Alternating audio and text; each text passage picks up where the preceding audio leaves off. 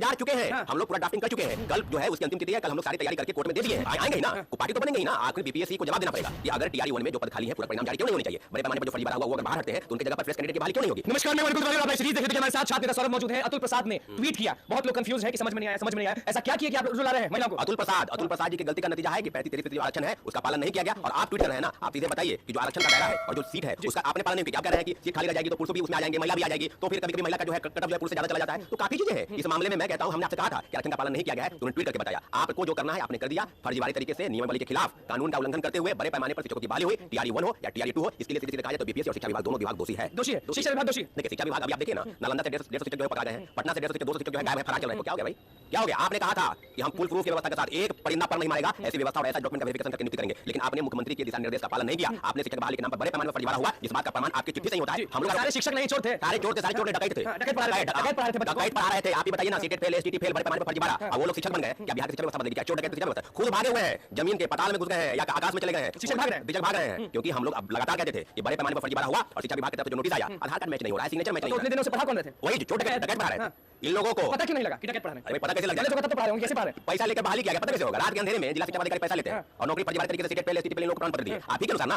आपने डॉक्यूमेंट का वेरिफिकेशन सही तरीके से नहीं कराया, इसी का नतीजा है कि बड़े पैमाने पर फर्जीवाड़ा हुआ, बाल हुआ। आज आप कानून करना दिखा रहे हैं तो भागे फिर नहीं आएंगे वो, और उनकी जगह पर जो सीटें खाली होगी इसका जवाब कौन देगा? आप दे पाइएगा क्या? मेरिट वाले जो है आज धरना पर बैठे हुए हैं, हम लोग लगातार प्रदर्शन कर रहे हैं, और जो फर्जी वाले हैं वो भागे फिर रहे हैं। सीधे कहा जाए तो बहुत बड़ी चुकी है शिक्षा विभाग और बीपीएससी से, जिसका नतीजा है कि बड़े पैमाने पर फर्जीवाड़ा हुआ। और हम लोग जिस बात का इंतजार कर रहे थे ना कि सप्लीमेंट्री रिजल्ट देंगे, आप नहीं दीजिएगा। कौन देगा? ये जो पलटीमार चेयरमैन है बीपीएससी के, इनके बाद अतुल प्रसाद, क्योंकि 25 अक्टूबर के ट्वीट के हवाले से हमने कहा था कि ड्रॉप आउट होगा उसको बाहर करेंगे, मल्टीपल रिजल्ट होगा उसको बाहर करेंगे। तो शिक्षा विभाग से जो सूची गई 2700 के आसपास, उसमें से मात्र 4700, उसमें से मात्र 2700 रिजल्ट आपने दिया, 2743। तो आप बताइए ना भाई कि आपकी बात पर कोई भरोसा करता है क्या? कोई नहीं। आप तो कोर्ट जा रहे थे। कोर्ट जा चुके हैं, हम लोग पूरा ड्राफ्टिंग कर चुके हैं। कल जो है उसकी अंतिम तिथि है, कल हम लोग सारी तैयारी करके कोर्ट में दे दिए हैं। अब मुझे लगता है कि 1 से 2 दिन में वो फाइलिंग की पूरी प्रक्रिया पूरी हो जाएगी। सप्लीमेंट्री रिजल्ट टीआरई 1 में किसी भी हाल में हमको लेना है, क्योंकि 23,000 से ज्यादा पद रिक्त है। आप ही ने कहा है कि जो पद रिक्त है उसको तीसरे फेज की बहाली में जोड़ेंगे। तो क्लियर हो गया मामला कि आप जो घुमा फिरा के इधर की बात करेंगे। अब सीधे टू द पॉइंट आइए, बिहार सरकार को बीपीएससी को पार्टी बनाना होगा, कोर्ट में जवाब देना होगा कि आपने फर्जीवाड़ा क्यों किया। और अतुल प्रसाद को बुलाएंगे कोर्ट में? बिल्कुल आएंगे ही ना, पार्टी तो बनेंगे ही ना। आखिर बीपीएससी को जवाब देना पड़ेगा कि अगर टीआरई 1 में जो पद खाली है पूरा परिणाम जारी क्यों नहीं होनी चाहिए। बड़े पैमाने पर जो फर्जीवाड़ा हुआ वो अगर बाहर हटते हैं तो उनकी जगह पर फ्रेश कैंडिडेट की बहाली क्यों नहीं होगी। तो सारे मामलों को लेकर संज्ञान नहीं ले रहे हैं, बस उलट के बयान। शिक्षक भाग रहे हैं, उनके सीट पर कौन बैठेंगे?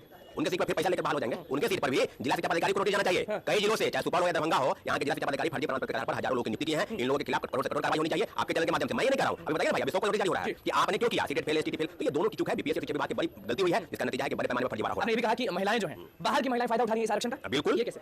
ये तो आज ट्वीट से पता चल गया ना, उन्हें ट्वीट से पता चल गया कि आरक्षण का जो दायरा है पुरुष से ज्यादा, महिलाओं से ज्यादा पुरुष का जाता है, तो उसमें पुरुष भी आ जाएगा। 33% आरक्षण इस बिहार प्रदेश के महिलाओं के मूल कोटि के निवासी को होनी चाहिए। लेकिन आपने 100 में 33 जो लोग हैं दूसरे प्रदेश की महिला, खासकर उत्तर प्रदेश और झारखंड की महिलाएं यहाँ पर शिक्षक बन गई। आप आंकड़ा उठते देखिएगा, विभिन्न जिलों में जाइए, 100 अगर शिक्षक को काटेगा उसमें 35 दूसरे प्रदेश की महिला आपको मिल जाएगी, 100% गारंटी के साथ। तो इस बात का बताइए ना भाई, आप तो आंकड़ा ट्वीट से नहीं चलेगा सर, ट्वीट से नहीं चलेगा। प्रेस को बताइए सीधे और डाटा बताइए कि विभिन्न जिलों में जो सूची भेजी गई है महिलाओं का आरक्षण सीट को, उसमें आपने कितना पालन किया है। इन सारे मामलों को लेकर, आरक्षण के मामले को लेकर भी और भाषा अर्हता के मामले को लेकर भी टीआरई 2 में कोर्ट केस की तैयारी चल रही है, उसकी भी तैयारी चल रही है। वो भी मुझे लगता है कि 1 सप्ताह के अंदर उसकी फाइलिंग हो जाएगी। तो आप बचिएगा नहीं। आपको जो लगता है ना कि हमको जो मन करेगा, हम आई एम द बॉस, आप बीपीएससी के चेयरमैन है, शिक्षक बहाली मुख्यमंत्री आपको नहीं बोले थे कि आप फर्जीवाड़े तरीके से लोगों को बहाल कर दीजिए। और के पाटा को इन दोनों की लड़ाई का नतीजा है कि बड़े पैमाने पर फर्जीवाड़ा हुआ। इसी का नतीजा टीआरई 2 में हम लोग कहते हैं ना कि फर्जीवाड़ा हुआ है, आज सिद्ध हो गया। फर्जीवाड़ा हुआ, फर्जीवाड़ा 2.0 में फर्जीवाड़ा हुआ, 2 में थोड़ा कम हुआ, क्योंकि हम लोग कहते थे कि 1 कैंडिडेट को 1 रिजल्ट, इसलिए इस बात का पालन हुआ। अगर कब दिया जाएगा? क्योंकि लोग इंतजार कर रहे हैं, शिक्षक बेटे इंतजार कर रहे हैं, लेकिन कुछ पता नहीं। कुछ पता नहीं, लेकिन 14,000 जो सीटें भेजी गई है, 14,642, इसके मामले में भी मुझे लगता है कि उसमें भी धोखा होगा, क्योंकि आपकी बात पर पहले भी भरोसा नहीं था, आज भी भरोसा नहीं है। 14,000 के 14,000 आपको देना पड़ेगा, क्योंकि आपने कहा है कि जो सूची भेजी गई है हम सभी पदों पर अपना जारी करेंगे। महिलाओं को धोखा दे रहे हैं शिक्षा विभाग आयोग, सबको, महिला को हो, पुरुष को हो, सारे कैटेगरी के लोग। शिक्षक अभ्यर्थियों को आपने टीआरई 1 में धोखा दिया, टीआरई 2 में धोखा दिया।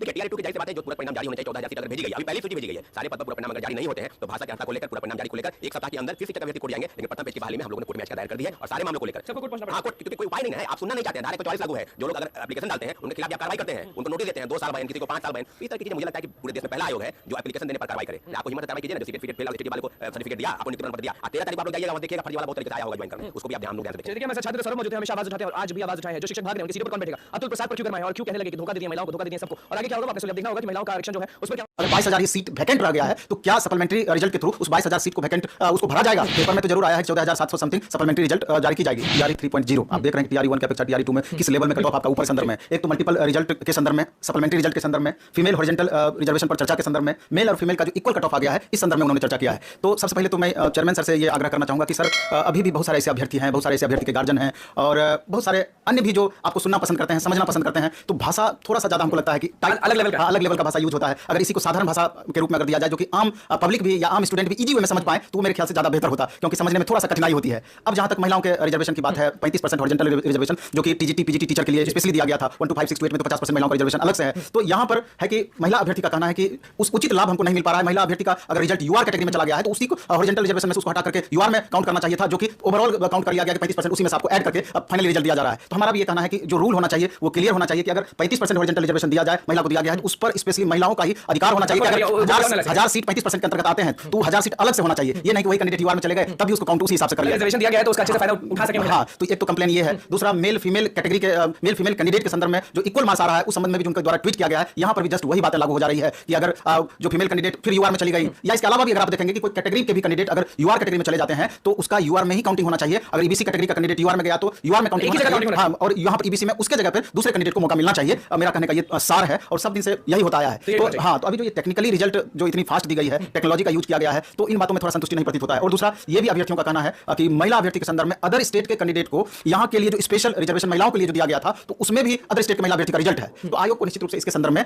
स्पष्टता करनी चाहिए कि आखिर मामला क्या है, रिजल्ट वहां पर है अथवा नहीं है, इसका पूरा डेटा आयोग के पास ही है। लेकिन अभ्यर्थी जो आरोप लगा रहे हैं तो उसका जवाब देना चाहिए, क्या ये आरक्षण के अधिकार क्षेत्र में आता है जो नोटिफिकेशन में उन्होंने दिया था। और इसके अलावा भी अगर आप देखेंगे कि कट ऑफ जिस तरीके से बनाया गया है, डेट ऑफ बर्थ का कट ऑफ बनाया गया है, पार्ट 2 पार्ट 3 का कट ऑफ बनाया गया है, तो वहां पर भी थोड़ा सा कंफ्यूजन क्रिएट होता है कि ओवरऑल कट ऑफ की बातें थी। टाई ब्रेकर में जो स्टूडेंट फंसते हैं तो वो तो समझ में आती है कि उनके संदर्भ में ऐसा किया जा सकता है, लेकिन ओवरऑल ये अलग अलग कट ऑफ ये एक चिंता प्रकट करती है बहुत सारे अभ्यर्थी को जिनका रिजल्ट नहीं हुआ है। इसके अलावा भी अभी आप देखेंगे तो विकलांग कैटेगरी के संदर्भ में भी आरक्षण का क्या नियम का पालन किया गया, यहाँ पर भी थोड़ा सा क्लियरिटी नहीं है, क्योंकि बहुत हाई कट ऑफ है, बहुत जगह सीट वैकेंट रह गई है कैंडिडेट रहते हुए भी। और अगर ओवरऑल भी अगर आप बात करेंगे कट ऑफ इतना ज्यादा हाई चला गया है, अभ्यर्थी क्वालिफाई कर गए हैं तब भी सीटें वैकेंट कैसे रह गई है, तो क्या जो सीट वैकेंट रही है वो टीआरई 2.0 के अभ्यर्थी से ही हॉरिजॉन्टल ये सप्लीमेंट्री रिजल्ट में भरा जाएगा, हाँ, अभी जो 92,000 या 95,000 जो भी आयोग के पास डेटा होगा जितना, या 1 लाख की मान लीजिए रिजल्ट दी गई होगी, अगर 22,000 ये सीट वैकेंट रह गया है तो क्या सप्लीमेंट्री रिजल्ट के थ्रू उस 22,000 सीट को वैकेंट उसको भरा जाएगा? और वैकेंट रह गया तो आखिर क्या कारण है? क्या स्टूडेंट क्वालिफाई नहीं कर पाए? क्या वो भरा जाना चाहिए था कि नहीं भरा जाना चाहिए था? और भी कई सारी बातें हैं, और भी बातें हैं, जैसे कि काउंसलिंग आप करा लिए, जो डॉक्यूमेंट्स स्टूडेंट अपलोड किए थे उसी के आधार पर आपने काउंसलिंग कराया, बाद में चला कि बहुत सारे फर्जी अभ्यर्थी भी अभी पकड़ा रहे हैं, आपने थंब इंप्रेशन मैच करने वाला ये बाद में आप प्रोसेस स्टार्ट किए। इसके अलावा भी डॉक्यूमेंट्स वेरिफिकेशन में बाद में जो आप ये इसकी करवा रहे, जांच करवा रहे हैं, तो वहां पर पकड़ा रहे हैं स्टूडेंट। क्या ये पहले नहीं करवाया जाना चाहिए था? अगर बाद में हो रहा है तो वो सीट जो वैकेंट होगा तो क्या इस अभ्यर्थी को मौका मिलेगा? इसी वैकेंसी टीआरई 2.0 का अभ्यर्थी को क्या सप्लीमेंट्री रिजल्ट में वो ऐड किया जाएगा? और हिंदी का जो मामला है, हिंदी के बारे में भी अभी